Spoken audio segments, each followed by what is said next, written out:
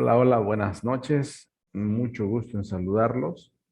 Estamos en la recta final de este estudio de la Confesión de Westminster.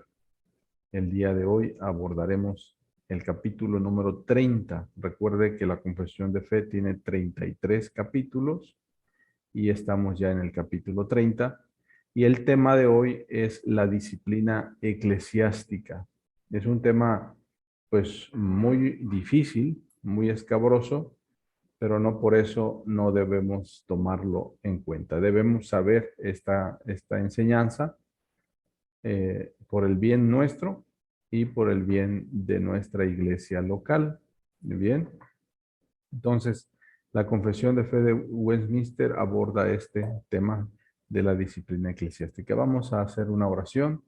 Padre Celestial, te damos gracias por esta noche que nos permites conectarnos ya en la recta final de este estudio de la confesión. Ayúdanos a entender este tema un poco difícil y necesario para nosotros como hijos tuyos, individuos, y necesario para nuestra comunidad de la iglesia local.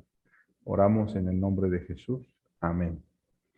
Bien, vamos a abordar el capítulo 30, párrafo por párrafo, y vamos a estar viendo algunos textos bíblicos que nos van a ayudar en, en cómo entender este tema. Entonces vamos a la primera, el primer párrafo, y dice así: el Señor Jesús, como Rey y cabeza de la iglesia, ha designado en ella un gobierno dirigido por oficiales de la iglesia, diferentes de los magistrados civiles.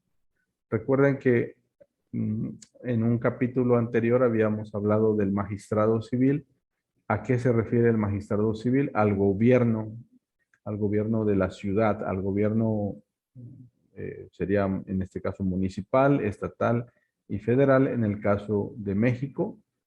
En el caso de una monarquía, pues el magistrado civil son los reyes, los jueces, los, las personas que están en una eminencia como gobernantes de un pueblo. Estos gobernantes o magistrados civiles no ingieren en la iglesia, es decir, no gobiernan el ayuntamiento, y también se meten en asuntos eclesiásticos. Son diferentes. Entonces, la iglesia tiene un sistema de gobierno dirigido por oficiales. Estos oficiales son oficiales de la iglesia, tomados de entre el mismo pueblo que se congrega. Y en el caso de la iglesia presbiteriana, los oficiales de la iglesia son tres.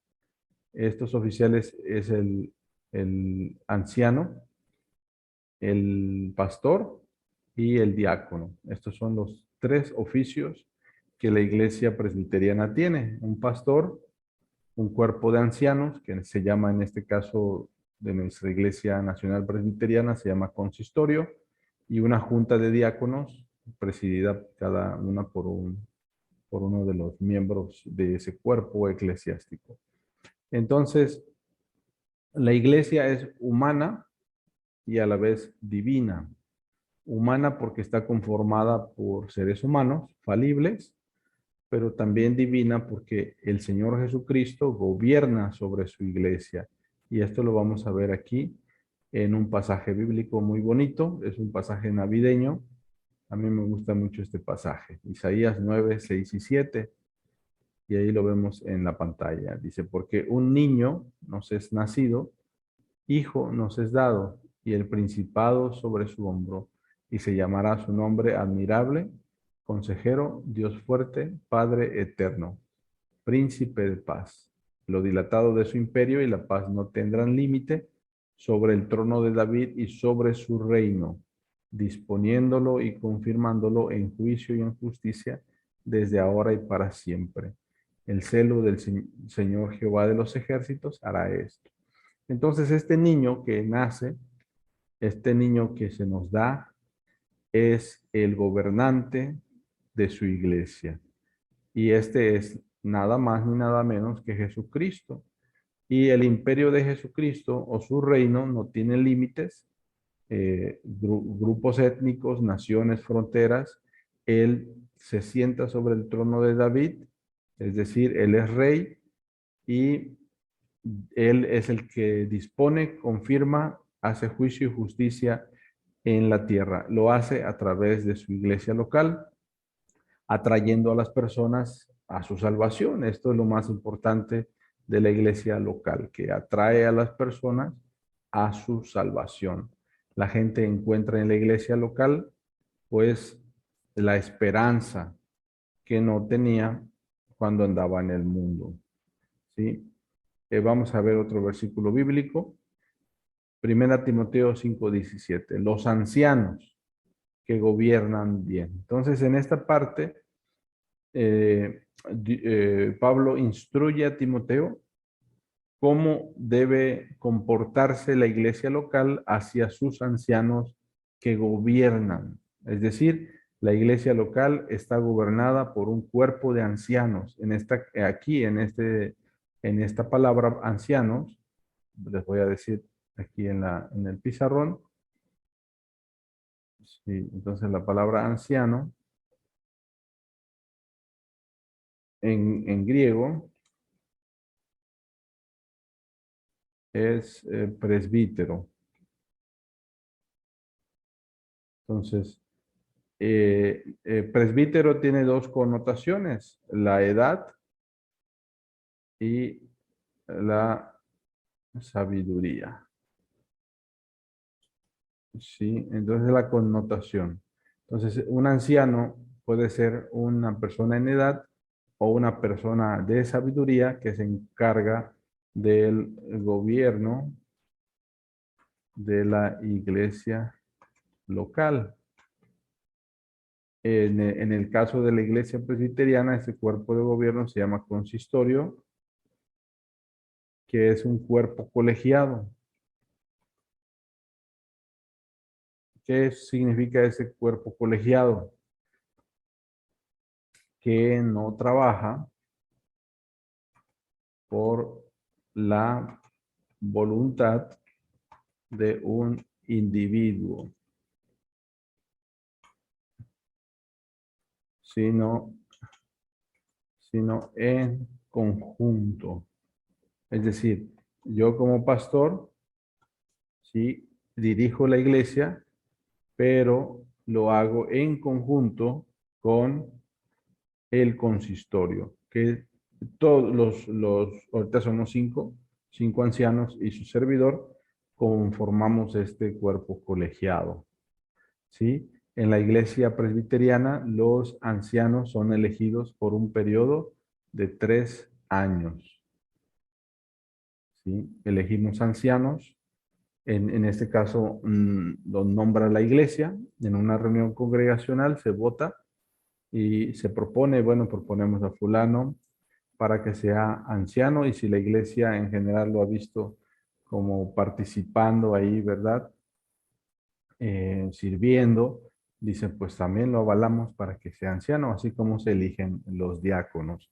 Aquí en este grupo tenemos como diácono a don Miguel Ludwig Telles y Antonio López Santiago.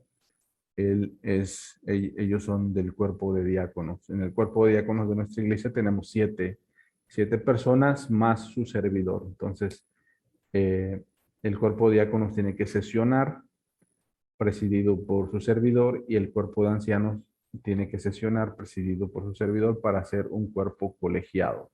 En el caso de los ancianos, nuestra tarea es todo el aspecto espiritual, que es la educación cristiana, las prédicas dominicales, las visitas o atención a aquellos que están enfermos junto con los diáconos. También atendemos áreas de disciplina eclesiástica, que es lo que estaremos viendo el día de hoy. Ahorita vamos a ver esta parte de la disciplina eclesiástica. Bien, eh,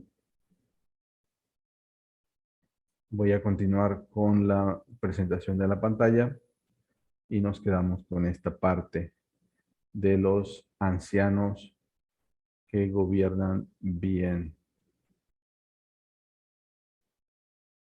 Y dice aquí, los ancianos que gobiernan bien sean tenidos por doble honor, mayormente los que trabajan en predicar y enseñar. Ustedes han visto, yo soy presbítero Alejandro Loya y mi tarea es predicar y enseñar. Y pues ahí está Rey Pardillo, Marco Galeana. Bueno, Marco Galeana, Oscar Burgos ya están en receso porque ya trabajaron sus 3 años, entran en receso. Entonces la mayoría pues se encargan de la predicación y de la enseñanza. Algunas veces me acompañan a visitar a alguna persona. Primera Tesalonicenses 5:12 nos dice, os rogamos, hermanos, que reconozcáis a los que trabajan entre vosotros y os presiden en el Señor y os amonestan. Fíjese qué palabras usa, ¿no? Que reconozcamos a los que trabajan. Esta palabra trabajar es ministerio en la iglesia local. Tiene un ministerio en la iglesia local, presiden, o sea, dirigen como un pastor, por eso presiden en el Señor, guían y amonestan. Esta parte pues no nos gusta mucho. Sí, a mí no me gustaría que me amonestaran, ¿verdad? La soberbia y el egoísmo de mi corazón me negaría a recibir una amonestación, pero si es necesario la amonestación, pues gloria a Dios, ¿verdad? Sí, entonces eso dice Primera Tesalonicenses 5:12. Y Hechos 20:17 y 18, vemos en la práctica cómo se da el gobierno de ancianos. Aquí nos habla de un momento en la historia de la iglesia en Hechos, que el apóstol Pablo llega a Mileto. Mileto es la costa de Asia Menor, y allí él llega a la playa. Si, no sé si se acuerdan de que hubo un Tales de Mileto, ¿verdad? Mileto es una ciudad griega, y de ahí manda a llamar a Éfeso, que estaba en el interior. ¿Sí? Si nosotros podemos ver un mapa, déjenme ver si encuentro el mapa. Vamos a ver, Atlas. Vamos a ver, esta parte está muy, muy bonita, la parte geográfica. Me gusta. Ahorita vamos a ver de qué estamos hablando en el libro de los Hechos. Y vamos a ver aquí el apóstol Pablo. Ok, aquí está, aquí está. Vamos a verlo. Les voy a mostrar este mapa. Va a estar muy bonito que ustedes lo vean. Vean este aspecto gráfico, y lo voy a poner aquí en la pantalla para que ustedes vean de la expansión de la iglesia. Vean. Entonces, el apóstol Pablo está de regreso y viene por acá, por esta parte, por Filipos. No sé si están viendo mi puntero, mi cursor. Baja Troas, Asos, la isla de Lesbos, Mitilene, y llega aquí a Mileto, ¿sí? Mileto está aquí y Éfeso está en el interior. Vamos a ver un poquito más, un poco más cerca. Ok, vamos a ver más cerca esta parte. Ok,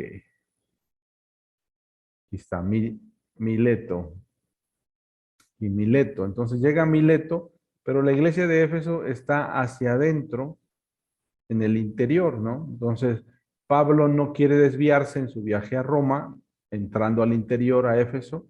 Aquí en Mileto, que es el puerto, los manda a llamar, pero no manda a llamar a toda la iglesia. Aquí en Mileto no manda a llamar a la iglesia. Vamos al texto bíblico. Dice, enviando desde Mileto a Éfeso, hizo llamar a los ancianos de la iglesia, a los presbíteros. Entonces, cuando Pablo funda la iglesia de Éfeso, nombra ancianos de la iglesia.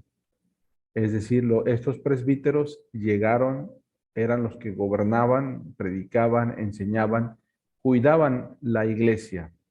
Y dice, cuando vinieron a él, les dijo, vosotros sabéis cómo me he comportado entre vosotros todo el tiempo, desde el primer día que entré a Asia. O sea, ya ahí va a empezar un discurso muy, muy conmovedor, porque Pablo va rumbo a Jerusalén y lo van a juzgar. O sea, ahí de ahí, de ese viaje, Pablo es atrapado, es arrestado y es enviado a prisión. Pasa diversas prisiones hasta llegar a Roma. Entonces Pablo sabe que quizás no vuelvan a ver, no los vuelvan a ver cara a cara, ¿verdad? Así que es lo que hace Pablo, llamar a los ancianos y darles instrucciones, es decir, él se encarga de la instrucción a los ancianos de la iglesia. Ok, vamos avanzando, porque quiero llegar al punto de la disciplina eclesiástica. ¿Sí? Entonces, vamos a ver aquí. Están viendo mi presentación.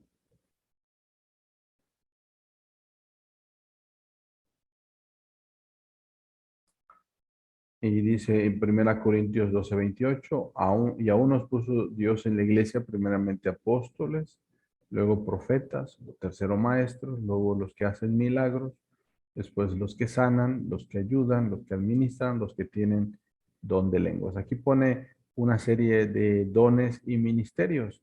El día de ahora ya no hay apóstoles, ya no hay profetas. O sea, que alguien diga yo soy el apóstol fulano de tal, nada que ver. Hay unos requisitos para ser apóstol. Los profetas también, no hay de esos vaticinadores del futuro que Dios pone. La palabra profética es hablar la Biblia. No puede uno llegar y decir, soy profeta, Dios me dijo, etcétera.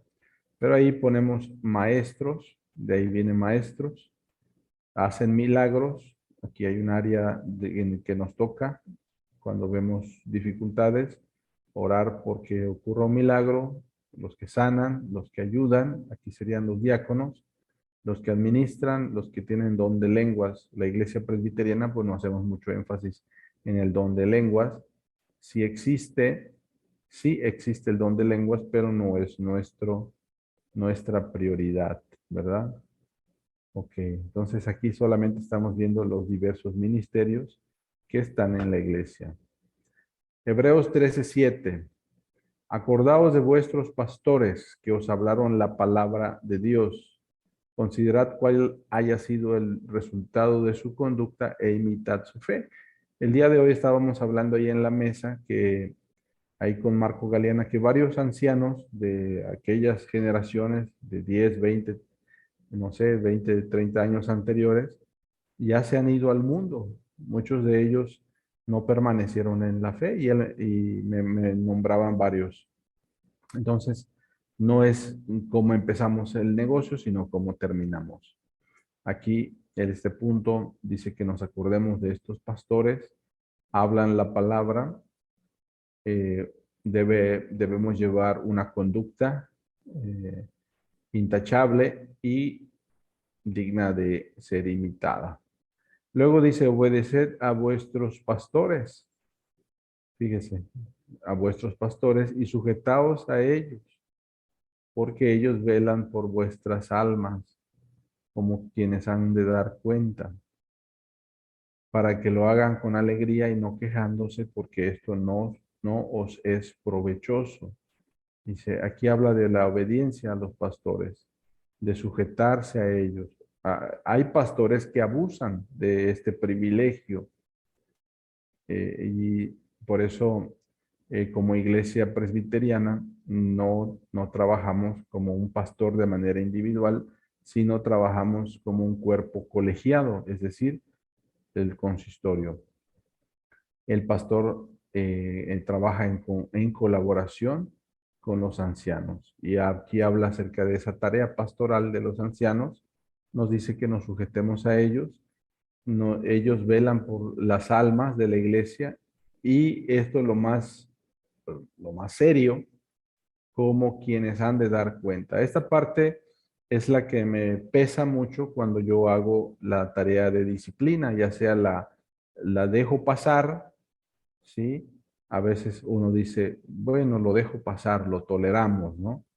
Pero dice, como quienes han de dar cuenta. Un día daremos cuenta de la tarea pastoral. Esa parte es muy importante. Y, y ahorita pues que vemos que la iglesia Jesús de Nazaret está creciendo, este, esa parte pues a mí me pesa, ¿no? De que pues hay alguna ovejita que deja de asistir, alguna ovejita que se ofende o se lastima, que uno no se da cuenta de algo que hizo consciente o inconscientemente o imprudentemente y se lastima una ovejita y es ahí donde como pastor me pesa esa tarea. Entonces, es una tarea seria que requiere oración, que requiere mucha oración y mucho tacto para hacer ese trabajo, ¿sí? Y dice que lo hagamos con alegría, ¿sí? Y de esto siempre me acuerdo, ¿no? No quejándose. Imagínense que me ando quejando con toda la gente, no, de la iglesia, ¿no? De lo que pasa, no. Dice, esto no es provechoso. Y esto lo he aprendido, pues, a fuerza de dificultades. Entonces, me gusta parar el run run desde el primer momento en que lo escucho, ¿sí? Y no hacer grupos en la iglesia también. No me gusta hacer grupos. Esa parte de que los grupos se polaricen. Hemos vivido esa parte donde la iglesia se polariza de un grupo con otro y la tarea del pastor es llegar y mediar, ¿no? Y estar ahí en medio de estos grupos y decir, a ver, vamos a hacer la tarea de reconciliación. Esta parte es importante, llamarnos a la reconciliación que a veces se da en las iglesias locales. Oremos que tanto la iglesia Jesús de Nazaret, Península Viva, pues vivamos en armonía, ¿sí? Vivamos en armonía porque habla del buen testimonio. A veces, pues hemos vivido, hermanos, aquí estamos en confianza, cuando se polarizan grupos, ¿verdad? Y un grupo dice, se siente ofendido de este lado y otro grupo se siente ofendido de allá. Entonces, si un pastor lleva y trae, ¿verdad? No es que dijeron esto, pues imagínense qué tarea pastoral estamos haciendo, de llevar y traer y de ser parciales en una situación como esa. Y ha habido ocasiones en que las iglesias se dividen por esa imprudencia de los pastores, que no se supo manejar bien el conflicto. Y eso es lo que queremos hablar el día de hoy, al abordar este capítulo. ¿Cómo enfrentamos el conflicto? Que va a haber, ¿verdad?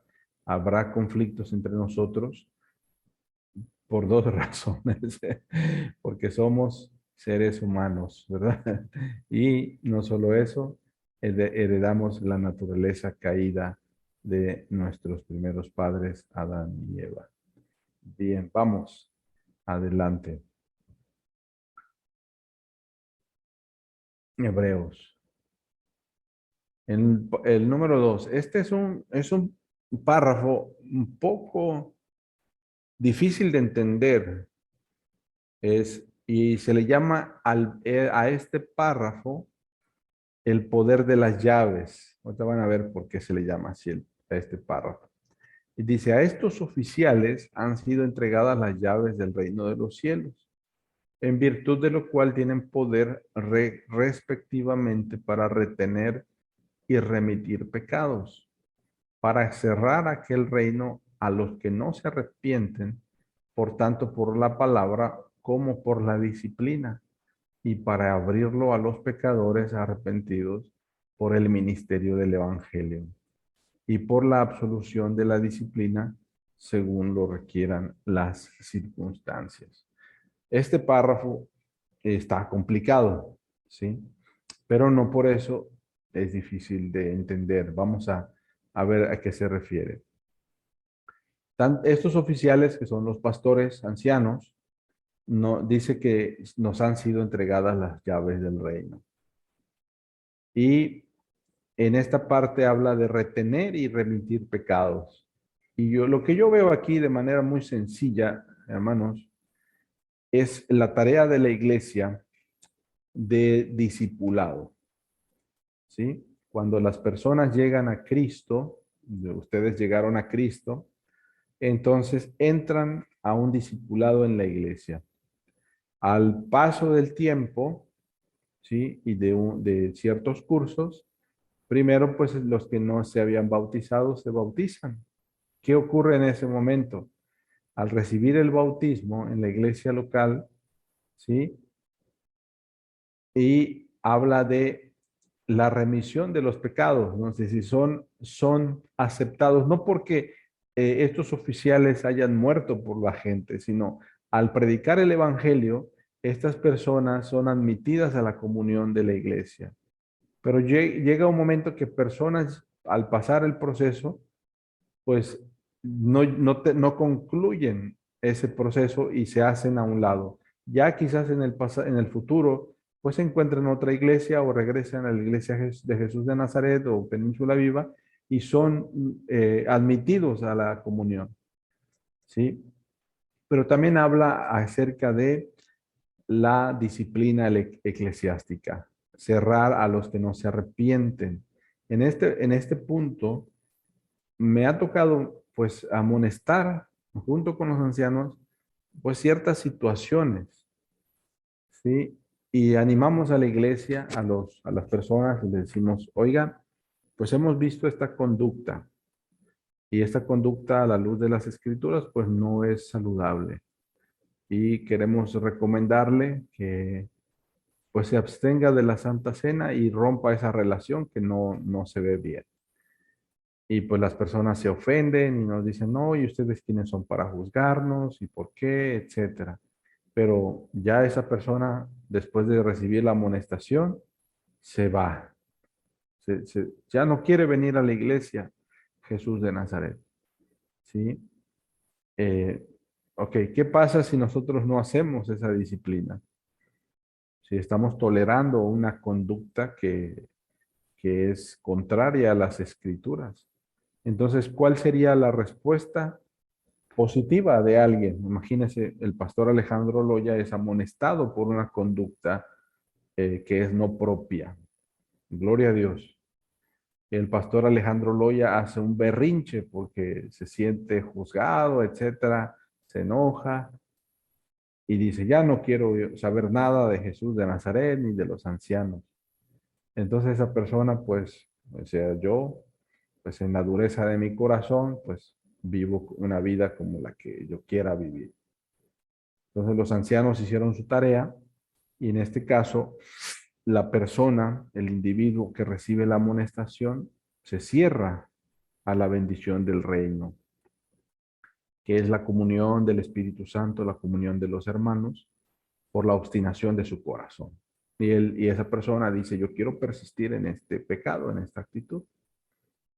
Entonces, de esa manera, el reino de Dios se cierra para ese individuo por la dureza de su corazón, porque la iglesia ha ejercido esa tarea de disciplina y de amonestación, y él no ha querido recibirla. Y en un momento dado, imagínense ya maltrecho, después de haber reconocido que estaba en la soberbia de mi corazón, llego y les digo a los ancianos, ancianos, ¿saben qué? Yo reconozco que anduve mal, mi actitud no fue la correcta, me arrepiento. Entonces la tarea de los ancianos no es agarrarme a palos otra vez. La tarea de los ancianos sería admitirme de nuevo a la comunión. Y así el reino de Dios se vuelve a abrir. No sé si me explico. No porque seamos como Jesucristo, así ahora te mueres en tus pecados, ¿no? Y te damos ley del hielo para siempre y hazle como quieras. ¿Sí? Entonces no es así, es más la misericordia de Dios hacia el pecador. David Sosa Cardona, levantaste la mano. Pastor, de hecho, otro ejemplo que podríamos dar es el texto que dice que Jesús nos ha dado el ministerio de la reconciliación, el Ujú, cual es el Evangelio. O sea, reconciliamos por medio del Evangelio, las obras de Cristo, ujú. al hombre con Dios. No es que tengamos la llave del cielo o removamos pecados, sino el poder del Evangelio es que lo hace a través de nosotros, que somos los simples instrumentos para la predicación, vaya. Exactamente, así es. Sí, gracias, David. Bien, vamos avanzando. Estas bases bíblicas son muy interesantes. Vamos a ver. Eh, y aquí dice el ministerio del Evangelio, lo dice bien David Sosa, ¿no? La reconciliación. Y por la absolución de la disciplina, es decir, cuando la persona acepta la disciplina eclesiástica y entonces es restaurado a la comunión de la iglesia. Normita Campechano, levantaste la mano, hermana. Sí, pastor. Pues nosotros cuando empezamos a conocer de Cristo sabemos que eh, para agradar a Dios pues Él nos da todo, ¿no? Y nosotros lo único que tenemos que hacer es obedecer. Es lo único, la obediencia es mi mejor alabanza, mi mejor regalo que le puedo dar. Como en la carta que le manda Pablo a los Corintios en el capítulo 5, habla sobre lo de la inmoralidad y que la iglesia no lo debe permitir porque eh, si permite la iglesia, entonces después todos van a querer hacer lo mismo. Entonces debe de haber disciplina en nuestra iglesia. ¿Para qué? Para que también seamos ejemplo y testimonio de las demás personas.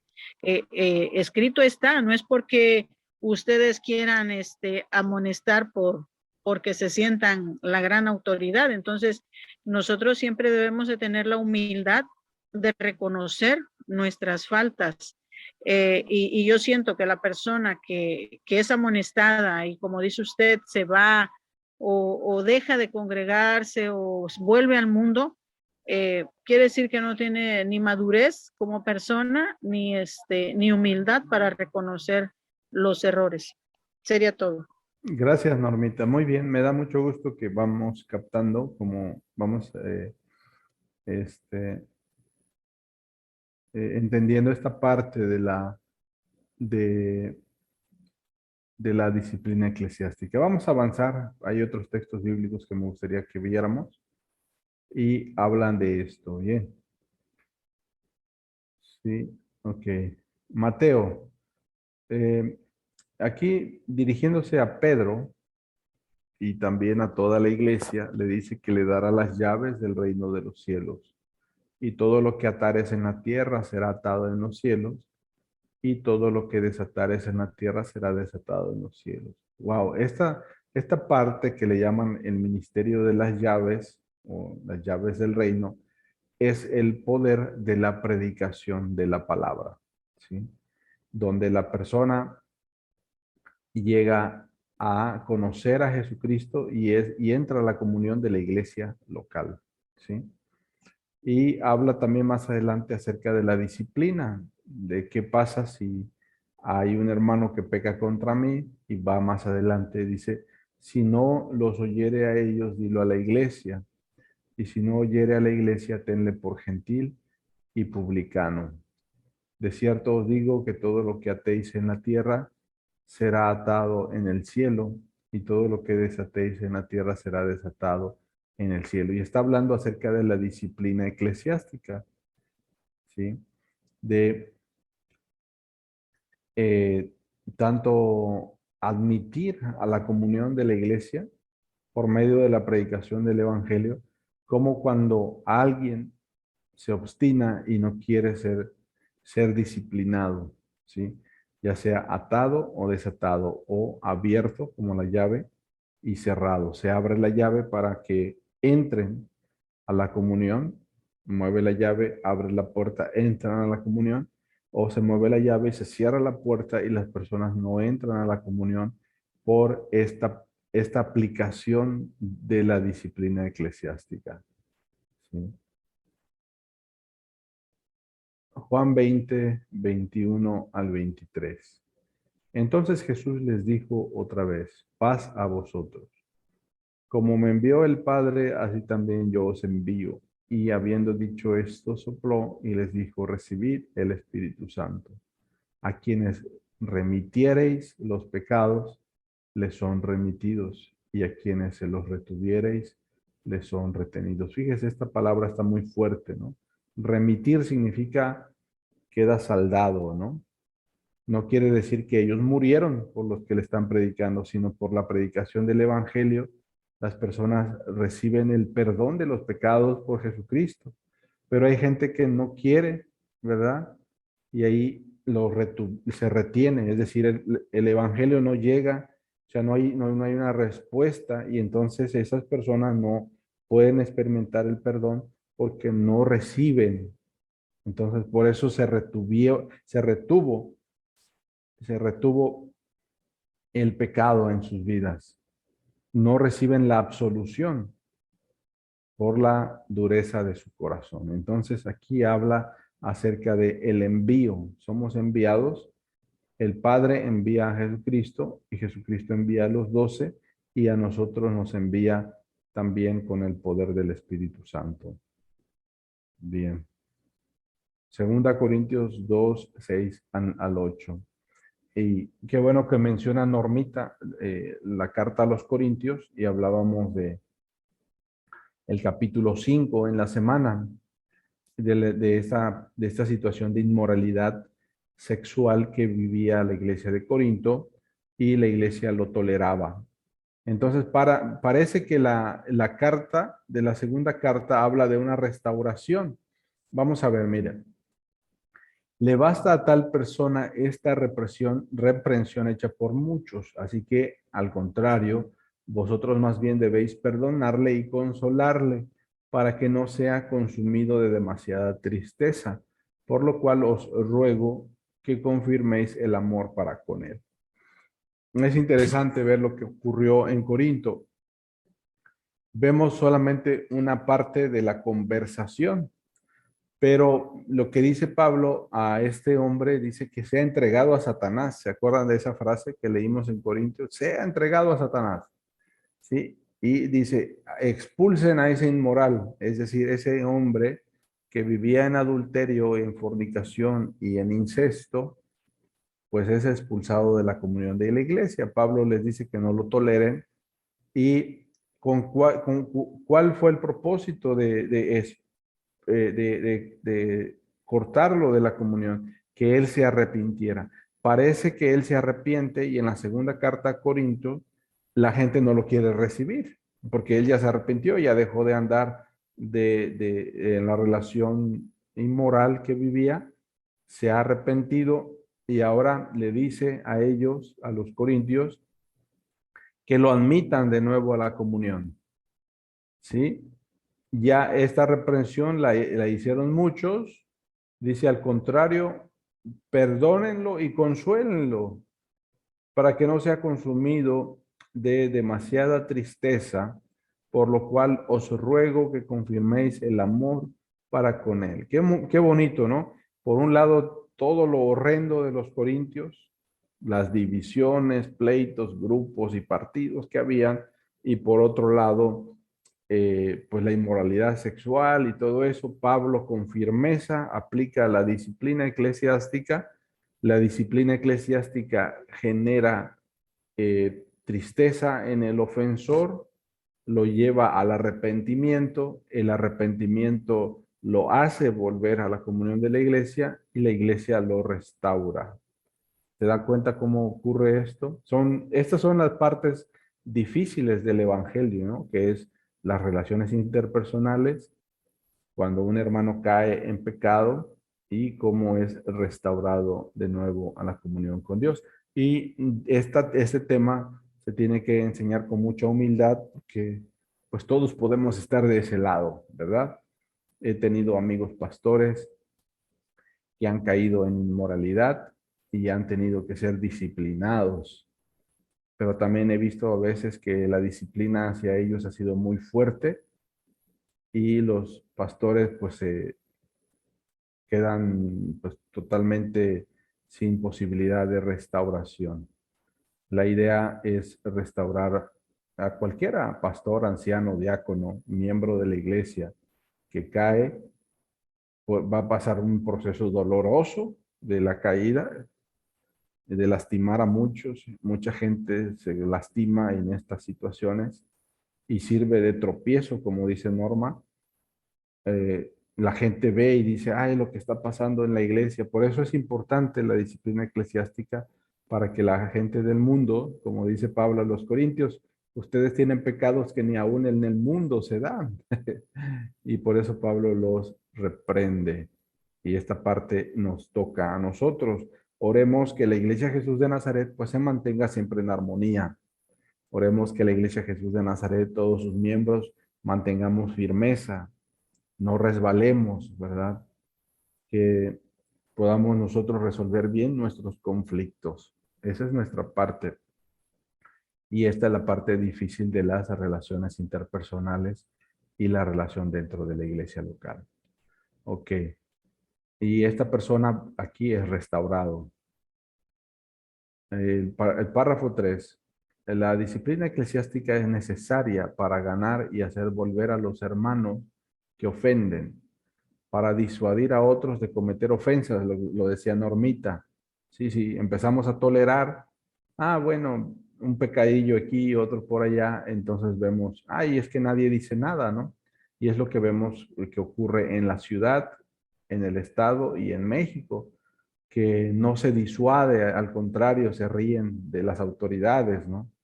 Y aquí en esta parte nosotros tenemos que cuidar para disuadir a otros de cometer ofensas semejantes, para purgar de la mala levadura que puede infectar toda la masa, lo que dice Pablo en Corinto, para vindicar el honor de Cristo, es decir, que no sea vituperado, y eso que son cristianos, dice, ¿no? Y la santa profesión del Evangelio, para prevenir la ira de Dios que justamente podría caer sobre la iglesia si ella consistiera que su pacto y sus sellos fueran profanados. Y aquí no puedo ver, por ofensores notorios y obstinados. Fíjese, la iglesia de manera corporal ha sido disciplinada por Dios. Ha llegado el momento en que ha habido iglesias locales pues que toleran todas esas clases de pecados y de repente pues el Señor trae juicio sobre la iglesia y esa iglesia deja de existir porque pues hizo compromisos con el mundo y no hizo compromisos con Dios. Bien, ya estamos en la recta final de esta sesión, pero si hay comentarios de esto que estamos leyendo aquí es muy fuerte, pero es importante. Ok, y número 4, dice, para lograr mejor estos fines, los oficiales de la iglesia deben proceder por la amonestación, en primer lugar. ¿Sí? Esa parte es la que me gusta más hacer, ¿no? La amonestación. Y cuando no se logra, la amonestación no logra su objetivo, el grado de censura sube. Después la suspensión del sacramento de la Santa Cena por un tiempo y ya sube el grado de censura por la excomunión de la iglesia según la naturaleza del crimen y la ofensa de la persona. ¿Se da cuenta? Aquí vemos 3 grados de amonestación o 3 grados de censura. La primera es una amonestación verbal, así como el árbitro, ¿no? Sale, la próxima te voy a sacar la tarjeta, ¿no? Y aquí el árbitro ve lo que pasas, le dice, pórtate bien en la cancha, que te estoy viendo, ¿no? Y después esa persona mantiene una mala actitud en la cancha, pues tiene que ser suspendido porque es un aspecto antideportivo y ya a veces el aspecto disciplinario de la FIFA pues es muy fuerte, ¿verdad? En Tesalonicenses, vea lo que dice. Hermanos, os ordenamos en el nombre de nuestro Señor Jesucristo que os apartéis de todo hermano que ande desordenadamente y no según la enseñanza que recibisteis de nosotros. Versículo 14. Si alguno no obedece a lo que decimos por medio de esta carta, a ese señaladlo y no os juntéis con él para que se avergüence, mas no lo tengáis por enemigo, sino amonestadlo como a hermano. Y pues esta es el cierre de esta lección. Bien, pues una lección un poco difícil, ¿verdad? Una lección un poco fuerte, pero es importante para nosotros como iglesia. Bueno, por mi parte es todo. No sé si ustedes tienen algún comentario. Sí, adelante, Norma. Pues yo creo que la disciplina nos las enseña tanto para la iglesia como para nuestro hogar, porque también nosotros si pasamos por el amor que le tengamos a nuestros hijos, entonces más adelante va a haber un descontrol que cuando ya quieramos realmente no disciplinarlo por una cosa pequeña, ya cuando quieramos disciplinarlo por algo más grave, ya no vamos a poder. Siempre debemos de tener disciplina desde el hogar para que también los hijos ya en la iglesia, como nos ha dicho allá, es el 1% de lo que nos enseñan.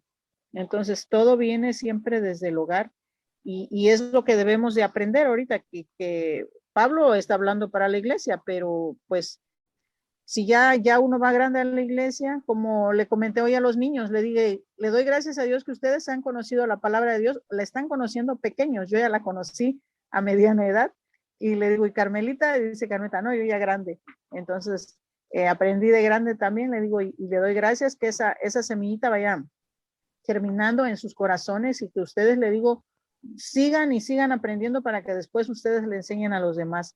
Entonces, yo creo que aquí nos está exhortando también en la disciplina desde la casa, para que ya no cometamos esas cosas, esos malos ejemplos fuera de casa. Muchas gracias, Normita.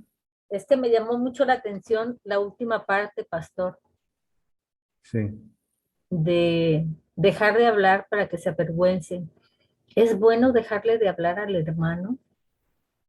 Bueno, en este caso, hay una, como podría ser una paradoja, ¿sí? Lo que está diciendo Pablo se lo está diciendo a la iglesia de Tesalónica. Vea lo que dice este párrafo. Ajá. ¿Qué ocurría en Tesalónica? En Tesalónica, los hermanos habían dejado de trabajar porque decían, ya Cristo viene, bueno, ya no vamos a trabajar. Entonces era una comunidad pequeña, ¿sí? Y algunos vivían holgazaneando, eran holgazanes. y, y se le había amonestado, por eso dice, si alguno no obedece a lo que decimos por medio de esta carta, a ese señaladlo. Entonces, ¿qué está pasando ahí es un grado de censura. Él no obedece la amonestación que se dijo. El siguiente punto de censura se señala y dice, el hermano fulano de tal, podemos pensar en los tesalonicenses, pues sigue de vago, no está trabajando. Entonces, bueno, hermano, ¿sabes qué? No nos vamos a juntar contigo para que te avergüences. Pero dice, no lo tengas por enemigo, sino Enemigo. amonestarle como hermano, fíjese. ¿Sí? Y por eso dice que os apartéis del hermano que ande desordenadamente. Esto, la iglesia de Tesalónica, en la iglesia de Corinto tenían sus problemas de inmoralidad y de división. En la iglesia de Tesalónica tenían el problema de la pereza, de la vagancia. La gente renunció a sus trabajos y dijo, Cristo ya viene en poco tiempo, no, ¿para qué trabajamos? Entonces llegó a ser una comunidad laxa, ¿sí? Una comunidad perezosa. Entonces Pablo tiene que hacer un énfasis en la disciplina en esa comunidad específicamente. Claro. Entonces, esto nos muestra que cada caso es distinto en cuanto a la disciplina. Por eso los ancianos estudiamos el caso y decimos, bueno, la disciplina que este hermano va a tener esto. No vamos a exponerlo. O sea, vemos una situación, no exponemos al hermano y decimos, hermano, hemos disciplinado a fulano de tal. No, no queremos hacer eso, ¿sí? Claro. Sí. Entonces, cada caso es distinto. Por ejemplo, en un caso, nosotros hicimos disciplina y ahí en Cuernavaca a un hermano y los ancianos de manera errónea, yo estaba como parte de ellos, decidimos, hermanos, pues tenemos que anunciarlo públicamente. Ay, qué error fue ese. Fue un error muy grande que hizo que el hermano pues se avergonzara mucho y, pues, no, en vez de edificarlo, lo destruimos. Esa parte es muy... Por eso cuando dice que como que nada de dar cuenta, me da pesar, ¿no? Que si hacemos algo mal, Dios nos va a pedir cuentas de cómo actuamos en ese aspecto de disciplina. Así sería Blanquita. Muchas gracias, pastor. Sí. Ah, Es ¿algún? bastante fuerte, ¿no? Sí, sí. Cada situación disciplinaria es muy particular y como pastores y ancianos de la iglesia necesitamos sabiduría para actuar con personas. A veces simplemente la amonestación es suficiente y ya el hermano o la hermana hacen, ah, pues, dan oído a la amonestación, quizás les incomoda, les molesta, pero mejor que nos incomodemos aquí y no en la eternidad, ¿verdad? No delante del Señor. Sí, Sí, exacto. sí. Bien, bien, no sé si hay algún otro comentario, hermanas, hermanos. Yo, De- Pastor Maggie, Maggie, adelante, fíjate que Maggie. ahorita, apoyando un poco lo que dice Normita, a mí como mamá, sí, esta parte de la disciplina me ha ayudado mucho, con mi hijo, ¿no? Digo, difícil, mamá soltera, después él es hombre, yo mujer, y bueno, X, Y, ¿no? Pero ya cuando de plano las cosas se ponen un poquito complicadas, siempre le digo a mi hijo, Dios es un Dios de orden, hijo. Así que por favor, ponte en paz con Dios y si necesitas alinear tus chakras, ya eso se lo digo a manera de juego, ¿ah? Alínealos y tenemos que continuar el camino, ¿no? Pero sí me ha ayudado mucho y este tema del día de hoy, digo, sí me abre un poquito más el panorama en cuanto a la disciplina, ¿no? Anteriormente, o a lo mejor, si a esta edad de mi hijo yo no tuviera conocimiento de Dios ni lo tuviera en mi vida, se me haría complicada su orientación y su educación, ¿no? Y por otro lado, a mí me da mucho gusto y doy gracias a Dios porque hoy puedo ver, y lo he platicado con muchas personas en la iglesia, puede haber una iglesia que a lo mejor cuando yo recién llegué siempre decía, a mí me gustaría eso, a mí me gustaría aquello, de una iglesia más abierta, más contenta. He visto matrimonios que se han hecho ahí, he visto separaciones también, pero que Dios ha obrado en la vida de cada persona por separado. Veo más integración y la verdad es que creo que, y espero, ¿verdad? Que no tenga usted la necesidad de disciplinar a nadie, pastor. Es lo que yo quiero también. Es todo. Sí, gracias. Bien, pues un abrazo. Vamos a ir cerrando esta sesión. No sé si alguien más quiera comentar algo. ¿No? Ok. Oramos. Padre Celestial, gracias por permitirnos terminar este capítulo. Oramos, Señor, que tú nos dirijas y que el resto del día, pues, en las preparaciones para la semana, tú bendigas cada hogar y gracias por esta enseñanza del día de hoy. En el nombre de Jesús. Amén.